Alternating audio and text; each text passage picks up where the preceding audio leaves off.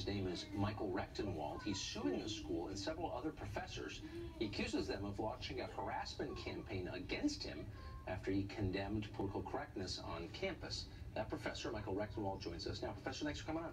Thanks for having me, Tucker. So tell us what you did to earn the ire of your colleagues. Well, what I did is started an anonymous Twitter account, and I started tweeting criticisms of PC culture, social justice ideology on campus, which was really coming home to roost at NYU with the enforcement of a bias reporting hotline, safe spaces, the no platforming or shutting down of speakers like Ianopoulos and so forth. And so I started tweeting, and all hell broke loose. So what kinds of things did you tweet? Did you threaten anyone with violence or try to prevent other people from talking? Not at all. I merely made criticisms about what was happening, not just at NYU, but all across the country.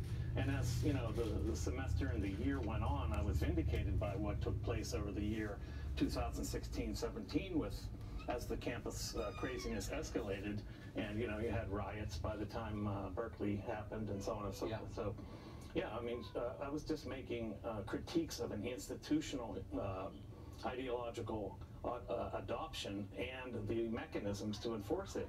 I mentioned no persons by name, no groups, no races, no identities at all. And I was immediately, within 2 days of an interview appearing, I was called into the dean's office, and I was told that the interview had nothing to do with my Twitter account or the publicity I was receiving, and yet immediately it went to that topic, and I was told that people were concerned about my mental well-being.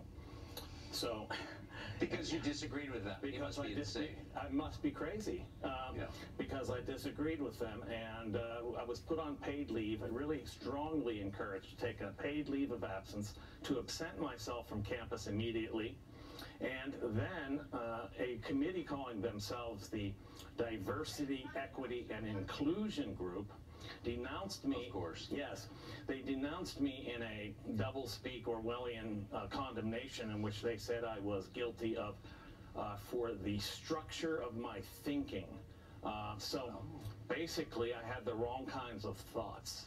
So the inclusion committee excluded you? They excluded me. That's why I call them the Conformity, Inequity, and Exclusion Group.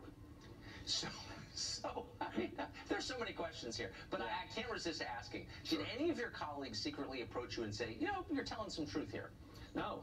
Either they are true believers or they're cowed into acquiescence by the others. It's a very, very chilling effect that's going on campuses today. You can't voice disagreement with some of these policies without being called a racist, sexist, or Satan himself, as I was called. So how can you think clearly if conformity is required?